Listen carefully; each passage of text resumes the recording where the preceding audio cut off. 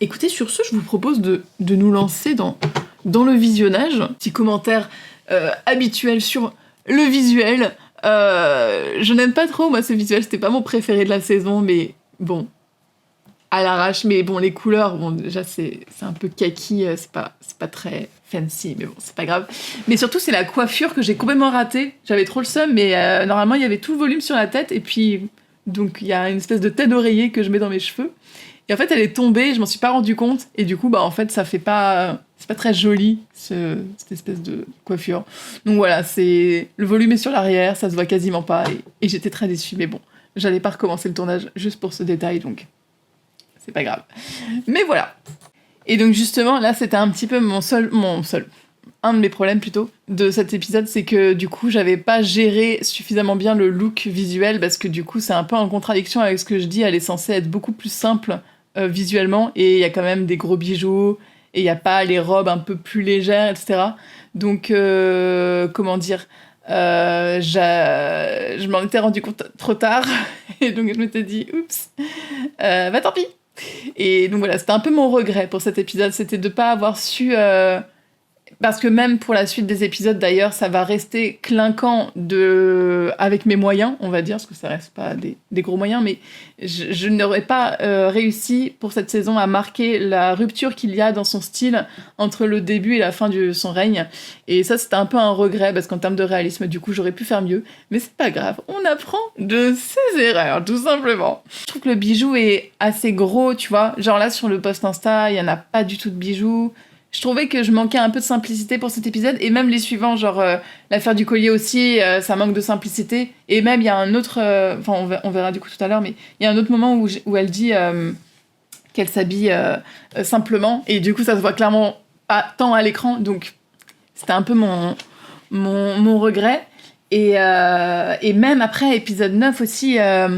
c'est la robe la plus clinquante que j'avais et que j'ai mise pour ça, donc j'avais ce petit regret-là. C'est gérable, parce que de toute façon, comme c'est du système D, c'est pas de très grosses robes, etc., ou hyper tapageuses, mais quand même, je me dis, ça aurait été vraiment génial que je fasse l'effort qu'il y ait une rupture visuellement pour elle, qu'on voit vraiment cette différence dans son style pour le temps qui passe et pour même le réalisme et tout. Ça aurait été cool, mais bon, c'est pas grave, c'est pas grave. De toute façon, voilà. Ça pouvait pas être parfait du premier coup. J'essaye de me rassurer. C'était pour préparer l'épisode suivant, du coup. C'était important que le personnage arrive avant pour qu'il déboule pas un petit peu comme... sans prévenir, quoi, l'épisode suivant. Donc voilà, j'ai voulu un tout petit peu préparer le terrain, tout simplement. En 19, j'ai dû m'isoler. Je reviens juste sur le cardinal. C'était une vraie anecdote pour le coup, le fait qu'il s'était pointé. C'était pas juste un prétexte, je me suis mal exprimée, c'était pas qu'un prétexte pour le présenter, mais ça tombait bien de pouvoir le présenter avec cette anecdote véridique. C'est ça que je voulais dire, je me suis mal exprimée. Et pareil, je me suis améliorée sur les stories, parce que là, vous voyez, j'ai pas du tout fait comment ça s'appelle, l'habillage story, parce que en fait c'est aussi réaliste, on peut enregistrer juste la story et la poster comme ça, et puis finalement après coup je me suis dit mais non, en fait ce serait plus rigolo que ça soit un screen, et donc que je complexifie un petit peu plus le visuel des stories, mais là du coup c'était giga simple entre guillemets à faire, parce que j'ai juste fait une fausse story et tout, et depuis je me suis améliorée, voilà. Et donc je suis allée et c'est ça qui était cool, c'est que avec la pluralité des sources sur Marie-Antoinette, le fait qu'il y ait quand même vachement de biographies, vachement d'écrits qui nous sont parvenus d'elle, etc., c'est quand même assez riche pour avoir, comment dire, de la matière pour sa personnalité et tout. Et du coup, l'avantage de ce sujet, c'est que j'avais vraiment le champ libre pour avoir ce genre de questions-là, du coup, sans que ça soit de l'interprétation de ma part, mais qu'on ait vraiment une personnalité assez précise qui se dessine d'elle. Et c'est pour ça aussi que ça peut... Enfin, que par exemple, pour ce format, ça peut vraiment transparaître. Et je trouvais ça vraiment cool. Je sais pas si je me suis bien exprimée. Je sais pas si vous voyez ce que je veux dire. Mais c'était très cool d'avoir toutes ces informations précises, en tout cas, sur sa personnalité, pour la rendre la plus réaliste possible. Voilà, c'est ça que je voulais dire. Merci King Croc, c'est trop gentil. Et en effet, c'était vraiment l'enjeu, c'était un des gros points sur lesquels je m'étais mise la pression énormément entre saison 1 et saison 2. Maintenant, je me le mets tout le temps, mais en tout cas, entre saison 1 et saison 2, je me disais, il faut impérativement que la rupture entre les deux personnages soit claire, et que et qu'il n'y ait pas de doute possible, en gros, qu'on se dise pas, ah, c'est Louise qui joue là, Cléopâtre, et puis là, elle joue Marie-Antoinette. Enfin, dans ma tête, je voulais absolument qu'on puisse y croire, que ça soit vraiment immersif pour les 2 saisons. Et maintenant, c'est le cas pour tout le temps. Maintenant, je me mets la pression absolument tout le temps. Mais en tout cas, sur le moment, c'était le gros enjeu. Donc, du coup, c'est très, c'est très marqué. Ça aurait peut-être gagné à être un peu plus subtil, mais bon, j'étais tellement stressée, je me suis dit, il faut pas qu'il y ait de doute. Voilà. Et ça, je trouvais ça aussi hyper intéressant en lisant les biographies, de voir que sur des sujets qui peuvent sembler, entre guillemets, un peu futiles, en fait, ça en découle en fait des conséquences hyper intéressantes sur l'économie, tout ça. Et on peut se dire, oui, bon, le choix du tissu, bon. Et en fait, non, ça fait partie des trucs qu'on reprochait à Marie-Antoinette et tout, donc je trouvais ça vraiment intéressant d'amener ça comme ça. Enfin, en tout cas, moi, c'est une information que je trouvais intéressante. Voilà. Mais c'était de commencer à dessiner le début de la fin, mais vraiment légèrement, qu'on aille petit à petit vers la descente. Et donc voilà, c'était aussi l'occasion. Ça se prêtait bien. Attendez, qu'est-ce que j'ai mis Ah J'arrivais pas à mettre pause. Qu'est-ce que j'ai mis? J'ai oublié tout ça. Oh là là, incroyable. Un personnage parallèle à Marty McFly avec Verley McFly. Il me semble que la citation « Ces ouvrages entraînent des dépenses à la fois trop voyantes et trop privées » est une vraie citation, mais qu'elle a lieu plus tard par rapport à la temporalité de cette vidéo. Et donc c'est pour ça que j'avais mis McFly en mode « La citation est tardive par rapport à cette vidéo », mais c'est assumé en mode « On a un personnage qui se balade dans le temps ». Je crois que c'était ça. Oui. Non mais vraiment, dites-vous, mais des fois je me suis prise la tête sur des trucs, genre déjà les illustrations, je suis allée chercher des trucs de Versailles, et aussi... Ça, c'est la plupart du temps. Des fois, je coince et je suis obligée, mais la plupart du temps, j'essaie vraiment aussi de prendre des illustrations, des peintures, vous voyez, qui sont de l'époque de la vidéo. Par exemple, imaginons un portrait de Jeanne de Lamotte. Si c'est un portrait qui date au pif 4 ans plus tard, bah, je vais pas le mettre et je vais en choisir un qui, peut-être même à 10 ans de retard, mais je me dis, au moins, il a pu avoir lieu à ce moment-là. Je sais pas si vous voyez ce que je veux dire. Mais j'essaye de faire en sorte, en tout cas, que les illustrations soient cohérentes, que les citations soient cohérentes, etc. Mais il arrive que, par exemple, là, c'était le cas avec la citation, qu'il y ait quelques écarts qui sont faits, mais on essaye de faire ça le moins souvent possible, bien sûr. Mais bref. Et du coup, oui, j'avais... ça, c'est un détail d'une peinture, si je me souviens bien. Là, j'avais changé la couleur de la peinture avec la rose. Et pareil aussi, alors ça, les noms des journaux, ça, c'est un truc. Parce que, évidemment, comme on est sur de la parodie, je ne peux pas prendre de noms qui existent déjà. Donc, j'essaye de trouver des trucs qui soient plausibles. Mais des fois, il y a des trucs qui existent déjà. Ou... Enfin bref, des fois, j'étais un peu me compliquer la vie à trouver des noms qui fassent réalistes et en même temps qui n'existent pas déjà et qu'on sache de quoi il est question, etc. Donc, c'était toute la... Maintenant, je commence un peu à coincer. Des fois, je réutilise des noms que j'ai trouvés et de vidéos, on va retrouver des journaux qui donc existent dans cet espace diégétique depuis des siècles, donc. Mais en tout cas, voilà, j'essaye de trouver des trucs les plus... Enfin, tout ça, oui, je l'ai déjà dit, pardon, je me répète, j'essaie de trouver les trucs les plus réalistes, mais des fois, l'inspiration est plus compliquée. Mais bon, voilà. Tout le problème, que ça soit juste... Ça, c'est un parti pris que j'ai décidé de prendre par rapport au fait que dans les biographies, je disais, les historiens et historiennes s'accordaient quand même pas mal pour dire que à ce moment-là, il y a quand même peu de chances que c'était dans tous les cas une relation physique, même si de toute façon on ne saura jamais avec certitude. Mais à ce moment-là, étant donné qu'il y avait un enjeu par rapport à la descendance de Louis, potentiellement que ça... Jusque-là, ça n'allait pas plus loin. Pour le reste, on ne sait pas, évidemment. Mais je me suis rangée, du coup, du côté de l'avis de ces historiens et historiennes. Donc, j'ai trouvé ça, en tout cas, plutôt réaliste, plutôt plausible. Donc, voilà, c'est un parti pris que j'ai pris. Bref. Mais dans l'ensemble, j'essaye bien sûr de toujours rester... le plus neutre est que quand il y a une information qu'on n'est pas sûr, bah dans ce cas-là, je laisse la porte ouverte. Mais de toute façon, là, ce n'est que son point de vue, donc on peut s'imaginer qu'elle puisse aussi mentir en vidéo. Mais, vous voyez, il y a toujours un peu cette nuance à avoir qui pour ce genre de parti pris. Je sais pas si je me suis bien exprimée, mais voilà, j'espère que vous voyez ce que je veux dire. Bisous. Et donc voilà pour cet épisode. C'était pas celui où il y avait le plus de choses à rajouter en react, mais c'était quand même important de suivre le cours, mais j'espère en tout cas que c'était intéressant d'avoir ça en react sur ce live. Mais nous allons donc pouvoir enchaîner avec le suivant. C'était l'affaire du collier d'Evelyne Levert, qui en fait est consacrée donc à cette histoire. Et en fait, c'est tellement plus complexe comme histoire que malheureusement, ce que je pouvais décemment retranscrire en vidéo, parce que en fait, dans les autres biographies, que ce soit celle de Bertière, Zweig, bref, toutes celles autres que j'ai lues, c'est cette version-là de l'affaire du collier, c'est-à-dire la version la plus digeste pour raconter.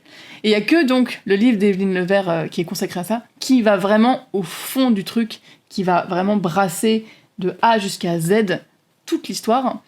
Et c'était hyper frustrant parce que du coup, l'histoire a des strates beaucoup plus nombreuses et il y a beaucoup plus de personnages en fait. Il y a notamment un espèce de... je crois que c'est... je sais plus si on peut dire chaman, mais en tout cas quelqu'un, un médium, je sais plus, enfin bref, je sais plus c'est quoi exactement, comment on doit le définir exactement, mais je me souviens, il y a une histoire de surnaturel qui rentre en jeu, il y a vraiment des dingueries, mais c'est déjà tellement compliqué comme histoire, et c'est pour ça que donc les autres biographies font le choix d'aller dans la version light, et c'est donc aussi le choix que j'ai dû faire, parce que comme c'est déjà hyper complexe de base, la version light c'est déjà hyper complexe, si en plus on va vraiment tout brasser, le procès, les emprisonnements, les trucs comme ça, on s'en sort plus et la vidéo elle fait 3 heures. Et donc voilà, j'étais très frustrée de faire ça parce que franchement le livre je l'ai lu mais comme si je lisais une série Netflix du coup, enfin j'étais what the fuck, j'étais vraiment, à un moment j'ai hurlé, j'étais genre quoi, c'est quoi cette histoire? Bref, c'était une lecture intense. Et du coup voilà, j'étais un peu triste de pas pouvoir faire ça en vidéo, mais il a fallu se rendre à l'évidence et donc se résoudre à ne pas pouvoir tout raconter et espérer avoir suscité l'intérêt pour cette histoire pour éventuellement vous donner envie de lire le livre ou de voir tous les tenants et les aboutissants de cette histoire, donc sur des sites ou peu importe. Mais bref, voilà, en tout cas, l'idée c'était donc d'éveiller l'intérêt sur cette histoire vraiment passionnante. C'est très très très intéressant ce qui s'est passé pour cette histoire. Donc voilà. J'en ai... Et donc juste le petit commentaire de base sur le look, pareil, la coiffure s'est un peu cassé la gueule. Et là, ça c'est une tête d'oreiller, ça. Ça c'est pas mes cheveux. mais donc, par rapport à ce que je disais tout à l'heure, c'est juste pas ultra réaliste par rapport au fait qu'elle est censée avoir quand même moins de bling bling à ce moment-là de sa vie. Mais sinon, moi je trouve que c'est un joli look. Je le trouvais très chouette. Mais voilà. Je sais pas quoi rajouter de plus. Connu des Bourbiers comme la principale concernée dans cette le histoire. Le maquillage manque un peu voilà, de... l'idée c'est de démêler le vrai du faux, pas très estompé, que vous y mais voyez bon, un peu clair dans toute cette histoire. Donc écoutez, c'est une histoire qui joue pas. Bon, le site là en lui-même, il n'est pas 100% réaliste. Je pense que j'aurais pu faire vraiment beaucoup mieux pour rendre le truc plus réaliste. Mais c'est pas grave, je me suis quand même bien amusée avec ce hockey boomer, n'est-ce pas? Et voilà, il fait un peu cheap le site. Je pense pas que les boomers auraient eu un site comme ça. Je pense qu'il aurait été un peu plus stylé. Mais c'est pas grave. C'est pas grave. Mais pourquoi? Et donc ça, en fait, il y avait vraiment une voiture très bruyante qui est venue dans la rue juste à côté. Et donc, j'en ai joué. Mais pour moi, c'était inutilisable si on entendait la voiture. Donc, cette séquence aurait dû être, du coup, enlevée. Et en fait, au montage, je me suis dit, mais on n'entend rien, en fait. Le micro, il a rien pris de ce bruit parasite. Et j'ai quand même, du coup, je me suis dit, mais profitons-en, ça fait un truc réaliste. Enfin, c'est réaliste, plutôt, je veux dire. C'est un heureux accident. Et du coup, je me suis amusée à créer cette charrette, cette carriole. Et je trouvais ça marrant, du coup, voilà, d'assumer ce truc. Et voilà. Donc, merci à la voiture qui est venue me déranger. Il a été volé. Donc ça, c'est du roulip total, hein. Vraiment, c'était pas prévu au texte, donc je me suis laissée porter. Et donc ça me permet du coup aussi d'assumer le fait que en fait le cadre de la vidéo change beaucoup, que la lumière change beaucoup, parce qu'en fait ce tournage de cette vidéo dans la réalité a été long et compliqué pour tous ces points de batterie qui avait à changer, de carte SD, de bruit parasite, blablabla. Et donc du coup, pareil, ça m'a permis en fait de vraiment l'assumer, de faire genre non mais c'est complètement assumé que le cadre change, qu'il y a beaucoup de plans différents, etc. Et voilà, ça m'a bien aidé, tout ça pour dire. Dans tous les cas, à ce moment-là, on comprend que la mode, son mari... Oui, donc là, il y avait vraiment un conflit avec cette vidéo du fait qu'elle pouvait pas être objective dans cet épisode, et donc elle pouvait pas dire la vérité telle qu'elle est, donc c'est pour ça que j'étais obligée de renvoyer vers la description pour souligner le fait que c'est une vidéo subjective, mais que voici exactement les tenants et les aboutissants de l'histoire, en gros. Donc l'éclairage était vraiment cata, hein, ça c'est le moins que l'on puisse dire, tout simplement. C'était, comme je disais tout à l'heure, pas les plus... où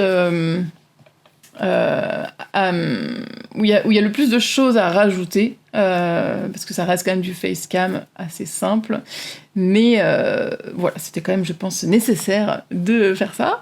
Et évidemment, en plus là, on va commencer à se rapprocher des vlogs et de la fin, donc ils vont être un peu plus riches, je pense, les prochains, a priori. Ça va ? Et donc on s'arrête tout de suite pour discuter très rapidement du look, n'est-ce pas ? Puisque c'est ce que je faisais habituellement. Pour vous commenter un petit peu les costumes, etc. La robe est trop belle. Genre, et elle c'était celle de toutes celles que j'avais, c'est celle qui se rapprochait finalement le plus d'un costume 18e réel, puisque donc, pour rappel, il n'y a pas eu la moindre robe 18e siècle dans cette saison, il a fallu bidouiller, n'est-ce pas ? Et donc celle-ci quand même, c'est une robe, donc si vous voyez, c'est une mini-robe en fait, qui est moulante au niveau du bas, donc là ça ne se voit pas, c'était l'avantage. Mais donc ça n'a rien d'une robe 18e, mais le haut, en tout cas, s'en rapprochait vraiment beaucoup. Bon, il y a un petit peu de paillettes, mais on va faire comme si on n'avait pas vu. Mais par contre, comme vous pouvez le voir, elle n'est pas à ma taille. Donc bon. Voilà, j'avais pas de solution. Mais on voit que je flotte un petit peu dedans. Bon, écoutez, c'est ainsi. Et puis je crois que les bijoux, on les avait déjà vus dans la saison. Il me semble qu'il y a un petit peu de récup. Je pense qu'à ce moment-là, je commençais à arriver un petit peu au bout des possibilités que j'avais. Donc voilà. Et puis la classique tête d'oreiller dans les cheveux, ça c'est... Je ne vous apprends plus rien, n'est-ce pas ? Et puis non, voilà, c'est à peu près tout ce que je peux dire, je pense, sur ce look. Voilà, petite anecdote. C'est reparti, on continue. On est là pour ça, c'est un petit peu les react anecdotes. Hein. Les anecdotes. Hein, est-ce que ça marche, les react anecdotes ? Oui, ça peut fonctionner. Allez, moi je propose qu'on valide cette blague. Qu'est-ce que vous en dites ? J'ai envie de vous dire, Voilà, donc il a fallu assumer les problèmes techniques, n'est-ce pas ? Donc j'ai décidé de jouer cette carte-là. On fait comme si c'était voulu. Et c'était enfin bon, est-ce que attendez, déjà on ne voit... Oh, je fais des bêtises. Non, attendez, aïe, je voulais juste descendre ça comme ça, voilà, pour qu'on puisse profiter de ce magnifique soleil quand même. Est-ce que on parle de l'animation du soleil ? Je suis pas sûre. Est-ce qu'il faut en parler ? Les pas de haute voltige, mais enfin bon, écoutez, on est là, hein. Et qu'est-ce que je voulais dire ? Oui, par rapport juste au format qui avait été choisi, c'est redondant, étant donné que c'est la deuxième fois dans la saison qu'on fait les posts Instagram, mais en fait, ça me semblait vraiment pertinent pour Marie-Antoinette, parce qu'il y a tellement d'iconographie autour d'elle. Je me suis dit, il faut trop en profiter, justement, pour... Enfin, il faut mettre l'accent sur le fait que c'est une femme qui a été très, très représentée, et du coup, ça me semblait vraiment... pertinent et intéressant de montrer justement le fait qu'elle ait été très représentée en proposant 2 fois le même format. Donc voilà, c'est pour ça qu'il y a cette petite répétition. Vraiment Donc ça, c'est une vraie citation de Marie-Antoinette. Voilà, je sais pas si c'est une évidence ou pas. Bref, anyway, enchaînons. J'ai pas beaucoup de choses à rajouter, je pense, sur cette partie-là, excepté que je pense que j'ai peut-être pas assez mis l'accent sur pourquoi elle n'aimait pas la peinture. Et il me semble de mémoire, donc ça remonte, attention, il me semble que c'était une question du fait que c'était assez figé et, entre guillemets, étriqué, la façon dont elle est représentée, ça manque de vie, et c'est un peu trop, vous voyez, comme ça, quoi. Je crois que c'est ça qui lui déplaisait. Mais bon, là, pour le coup, ça remonte un peu, donc j'espère que je me trompe pas. Mais voilà, peut-être que ça manque un tout petit peu de détails, là, de ma part, pour préciser... un petit peu ce qui s'est joué avec cette peinture. Voilà. Vraiment confiance, les yeux fermés, je sais que ça va toujours être... On assume les lapsus, bien sûr, bien sûr. Big up à la tête d'oreiller, n'est-ce pas, qui n'a pas été bien accrochée. En constatant ça lors du tournage, je me suis dit, là, il faut l'assumer. Là, il faut faire quelque chose, il faut... Voilà. Il faut prendre ses responsabilités. Voilà. Et oui, ce que j'ai oublié de préciser aussi tout à l'heure, c'est le fait d'avoir aussi 2 épisodes qui sont au même format. Ça permet vraiment de créer comme une espèce de parenthèse, enfin c'est pas le bon terme parenthèse, mais c'est début-fin, même si on n'est pas à la fin de la saison. Et c'est un petit peu une manière donc de clôturer l'avant Révolution française. Je sais pas si vous voyez ce que je veux dire, mais il y avait un petit peu aussi cette symbolique-là de... Elle commence avec ce format-là et elle termine avant les katas avec ce format-là. Je sais pas si vous voyez ce que je veux dire. Et du coup, là, c'était un petit peu le seul... Enfin... c'est un peu... je sais pas comment dire ça. Enfin, oui, voilà, c'était ça l'idée. Voilà, je sais pas si vous voyez ce que je veux dire. Profite aussi de ça. Et donc, voilà. C'était donc le dernier épisode où elle est dans son petit boudoir. Et c'est avant le bourbier, j'ai envie de vous dire. Sans plus attendre, on peut enchaîner avec l'épisode 10 qui est très très riche et très long. Enfin, c'est le plus long d'ailleurs de la saison, et très dense. Celui-ci là, l'épisode 9 ou le prochain épisode 10, c'est des épisodes que j'aime beaucoup. Donc, enfin, que j'aime beaucoup. Je les aime tous, mais enfin, je suis contente du travail de ces vidéos. Il y a toujours une possibilité de faire mieux, bien sûr, mais j'aime bien comment ils sont visuellement et ce qu'il y a dedans. Voilà. Je sais pas pourquoi j'ai décidé de m'envoyer des fleurs, là, soudain. Qu'est-ce qui me prend, là? Ça va pas bien. Il a été tourné entre 2 confinements.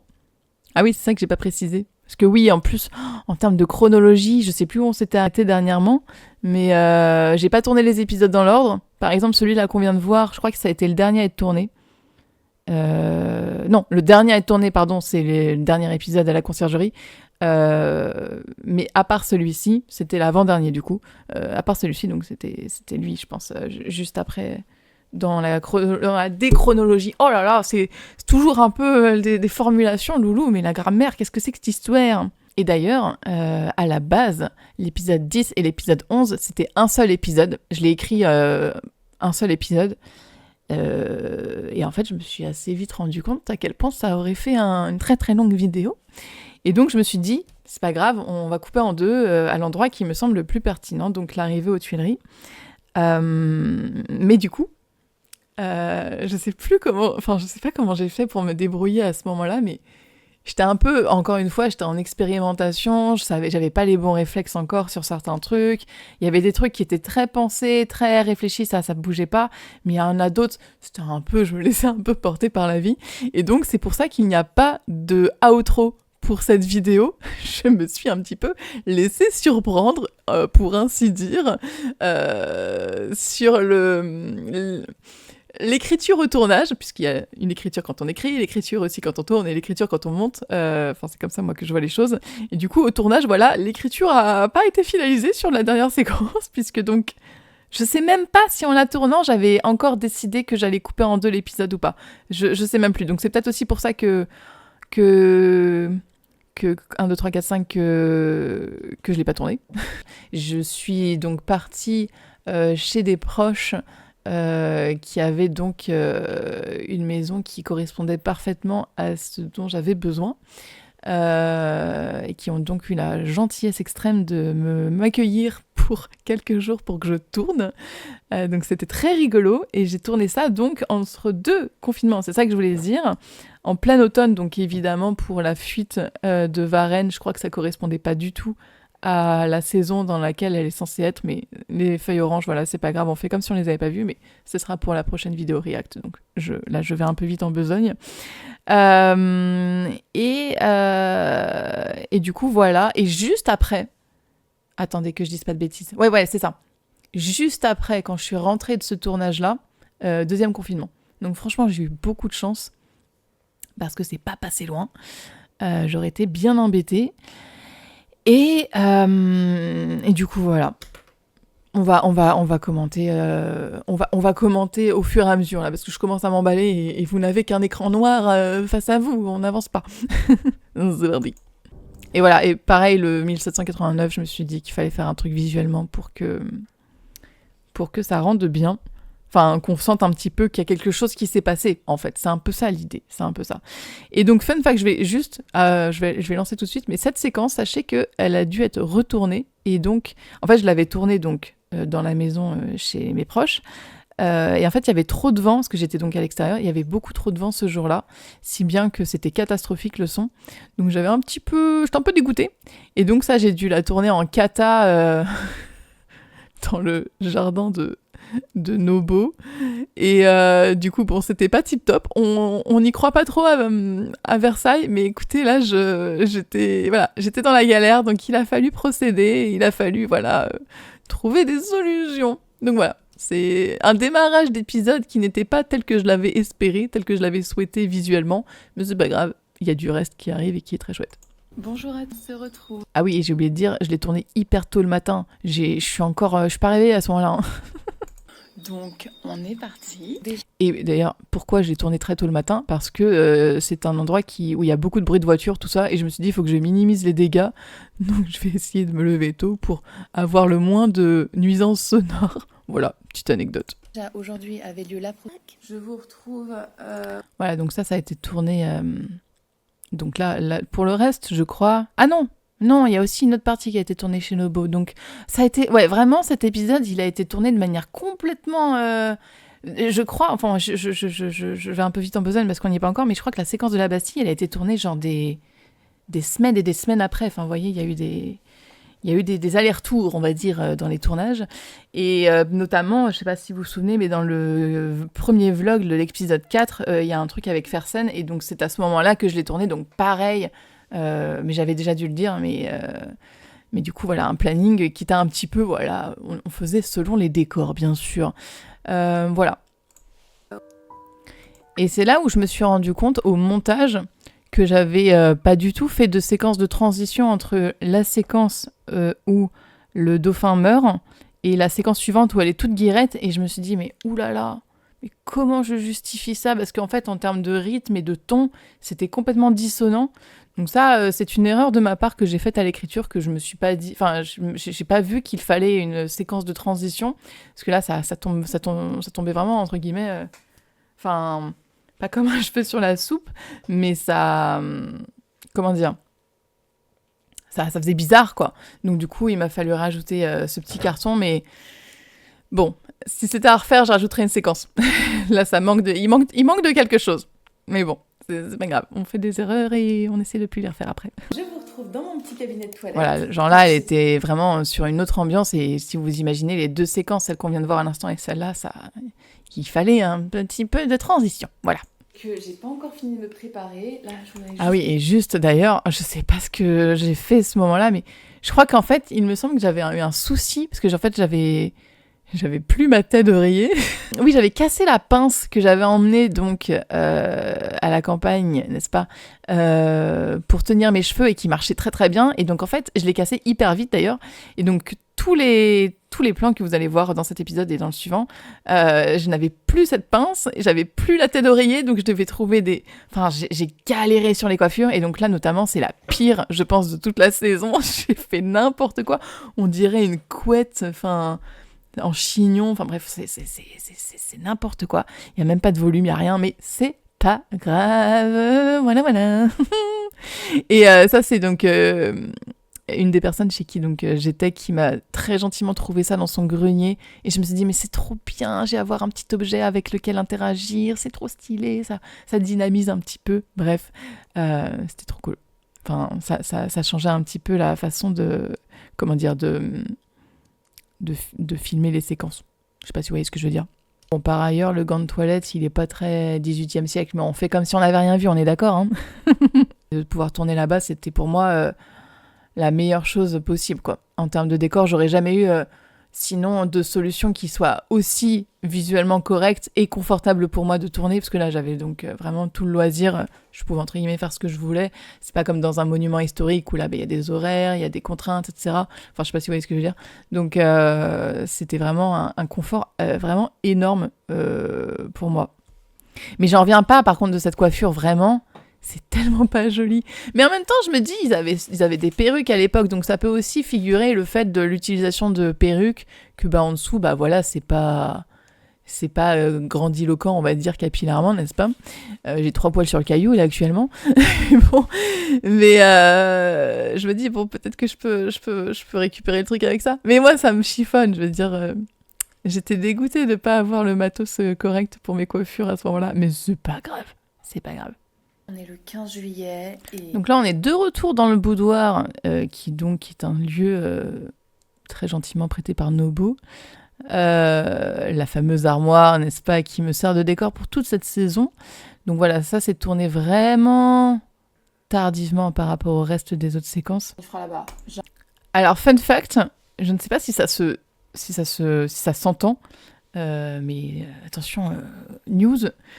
Là, j'ai dû me doubler, réenregistrer le son pour cette phrase-là précisément, parce qu'en fait, j'avais mal prononcé le nom du maréchal, parce que ça s'écrit Broglie, et donc moi, je disais Brolier, et du coup, ce n'est pas du tout apparemment la bonne prononciation, parce que j'ai une pote qui faisait à ce moment-là une licence d'histoire... à qui j'avais donc crash testé cet épisode, qui m'avait corrigé aussi sur un autre truc, c'est elle qui m'avait fait rajouter ce qu'on a vu à l'instant sur la précision du fait que les gens étaient partis chercher de la poudre. Là, pour la prise de la Bastille, à un moment précis, elle m'a dit, là, à ce moment-là, ce serait bien que tu le précises, donc du coup, j'avais rajouté ça. Et donc, elle m'avait aussi dit, attention, petite erreur de prononciation sur Brolier, c'est pas Brolier, c'est Breuil. Et du coup, j'ai dû réenregistrer par-dessus, donc le son est différent et ça se sent qu'il y a un couac, donc je crois que je l'assume par écrit, en mode c'est fait exprès, mais sachez que non, ce n'est pas fait exprès, c'est une correction qui a dû être faite au montage, mais bon, il valait mieux se rendre compte au moment du montage qu'après la diffusion, bien sûr. Je considère que pour cette erreur, je pouvais difficilement le savoir toute seule, voilà. Donc bon, mais du coup voilà, il a fallu corriger. Tout simplement. Et voilà, du coup, bon, vous avez pas en haut, mais c'est Yes le micro en mode Balek. Genre, il y a eu un petit problème de micro à ce moment-là, mais que nenni, il y a surtout eu un réenregistrement, loulou. Voilà, tout simplement. C'était vraiment juste pour une phrase précise, je sais pas si j'ai été assez claire, mais là, évidemment, on est reparti sur le son normal, évidemment. Tout ce qu'on veut. Et ça, c'est une citation. Bon, mince, du coup, je l'ai arrêté au mauvais moment. Mais c'était une citation...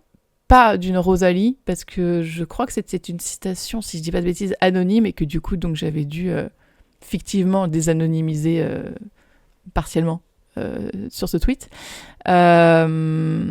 Mais voilà, c'était une vraie citation qui me semblait pertinente à rajouter. Et donc juste, c'est un peu, j'enfonce une porte ouverte, mais l'enjeu, la difficulté de cet épisode et en même temps son intérêt, on va dire, ce qui était important de défendre, c'était le côté vraiment émotion en dents de scie. Enfin, c'est vraiment du up and down très contrasté à chaque fois. C'était pour ça que des fois les transitions étaient vraiment nécessaires, parce que vraiment, c'est les montagnes russes émotionnelles pour elle, pour toutes ces séquences. Je savais pas trop si j'allais réussir à faire ce que je voulais en jeu. Et finalement, j'étais agréablement surprise. Donc, j'étais plutôt contente du rendu à la fin. Même si ça m'a pris du temps, parce qu'au final, on va vite constater que le feu dans la cheminée s'éteint très très vite, parce que j'ai mis beaucoup de temps, je sais plus combien de temps j'ai tourné ça. Cette séquence, ça a dû me prendre plus d'1 heure facile. Je sais pas si c'est très pertinent ce que je raconte. 17, je suis en train de rédiger une lettre. Cette séquence, je reviens très rapidement dessus, mais du coup, c'était dans la chronologie des tournages, c'était la première fois que pour la chaîne, je devais tourner une séquence où les émotions étaient assez importantes. Je crois que c'était la première dans le planning, même si elle arrive du coup après d'autres. Et du coup, c'était un gros enjeu pour moi parce que je voulais vraiment que ça soit pas fake et tout. Donc je m'étais mise vraiment beaucoup la pression pour cette scène, celle de la mort du dauphin qu'on a vue tout à l'heure. Et c'était les deux de mémoire qui étaient pour lesquels je m'étais le plus mise la pression, même s'il y en a d'autres par ailleurs où les émotions sont très fortes, notamment à la fin de cet épisode. Mais voilà, c'était très stressant pour moi et j'étais contente d'avoir réussi à obtenir à peu près ce que je voulais. Ça pourrait toujours être mieux, mais bon, c'est ok. Le seul truc un petit peu de dommage, je dirais, sur cette séquence, c'est finalement que l'éclairage, j'avais pas vu qu'en fait le feu s'était éteint si vite, entre guillemets, parce que ça a quand même mis des plombes. Du coup, en fait, je trouve que c'est un peu trop pixelisé, on perd quelques petites choses visuellement, donc c'est pas grave, ça met une petite ambiance, tout ça. Mais voilà, si c'était à refaire, j'aurais légèrement apprécié, on va dire, d'avoir juste un petit peu plus de lumière, on va dire, dans cette séquence. Pas trop non plus, bien sûr, pour garder cette ambiance-là. Mais c'est juste que, voilà, je pense qu'on perd quelques petites choses en pixelisation, mais voilà, c'est vraiment le seul détail, quoi. Attendez, mais il y a des trucs à raconter sur cette séquence. Attendez, c'est rigolo. Déjà, j'avais très froid, parce que donc, on est en plein automne, et je n'avais juste qu'un petit haut, là, qui était très, très, très décolleté. J'avais très froid. Cette coiffure, je trouve que visuellement elle fonctionne très bien, mais c'est un accident. En fait, ça avait glissé, ça avait fait des espèces de gros boudins là sur mon front. Je me suis dit, mais c'est trop bien, ça change des autres coiffures, c'est trop beau et tout. Enfin bref, j'étais ravie. Mais c'est pas du tout contrôlé. C'est un heureux accident, voilà. Mais sinon, donc ça, là, à ce moment-là, je suis au fond du jardin. Donc, chez les personnes qui donc m'accueillent pour le tournage. Je suis au fond du jardin, ça fait je sais pas combien de temps, pareil, j'ai mis à tourner cette séquence. J'ai dû mettre, pas 1 heure, mais... Ouais, 30, 45 minutes, un truc dans ces bails-là. Je sais plus avec précision. Il faudrait que je regarde mes rushs, mais là, je sais plus de mémoire. Bref, donc je me caille un peu, je sors mes trucs et tout, bref. Et déjà, bon, le son d'ambiance est rajouté au montage. J'ai demandé à quelqu'un de mon entourage qui a 2 enfants si elle pouvait les enregistrer en train de jouer. Et pour pouvoir donc du coup rajouter la piste et qu'on entende donc les petits enfants jouer. Et donc ce qui est très rigolo, c'est que dans la piste qu'elle m'a envoyée, il y a des moments où on les entend vraiment bien on les entend bien distinctement parler, mais genre ils parlent de foot, ils parlent de Mbappé et tout. Et moi j'étais là sur la table de montage genre bon, alors ça on va gommer, ça on va l'enlever. Du coup c'était grave drôle. Mais du coup ça c'était voilà, petite astuce pour faire exister donc les petits loustiques, j'ai envie de vous dire. Et sachez que il y a un monsieur qui est venu me parler. Donc, je suis au fond du jardin, je suis contre un mur, là on voit pas, mais sur mon épaule gauche, je suis à côté d'un mur et il y a le portail qui est juste à côté, un portail ajouré. Et il y a un monsieur qui passe sa tête, genre, je sais plus ce qu'il m'a dit, du coup je sais pas donc si les rushs on l'entend ou pas, ou si j'ai coupé du coup dès que je l'ai entendu me parler, je ne sais plus. Mais il a commencé à m'interpeller, genre, ça va, vous avez besoin d'aide ou un truc comme ça, genre il m'a interrompu en pleine séquence. Il comprenait pas ce que je faisais. Et parce qu'il a dû passer dans la ruelle à côté et entendre une dame parler toute seule, vraisemblablement. Et donc voilà, donc c'est assez cocasse comme situation. J'étais là avec mon appareil et tout. Le look, il était donc un peu chaotique parce que je pense que j'avais laissé mon pull n'importe comment. Enfin bref. Et ça a dû être pour lui une situation un petit peu étrange. Voilà, petite interruption cocasse et ça n'avait aucun sens comme situation. Et je me suis sentie du coup un petit peu... comment dire ? C'est quoi le terme exact ? Mais en gros, ça m'a fait un peu prendre conscience de la situation et j'étais un peu en mode ah mince et tout. Enfin, vous voyez, ça m'a un peu stressée. Voilà, de me dire merde, on peut m'entendre, je vais me faire juger ou quoi. Enfin bref, c'était un peu bizarre, mais c'était rigolo, bien sûr. Attention, pas de lézard, bien évidemment. Il faudrait que je vois si je peux retrouver dans les rushs si ce moment-là, en tout cas, si j'avais coupé ou non. Si ça.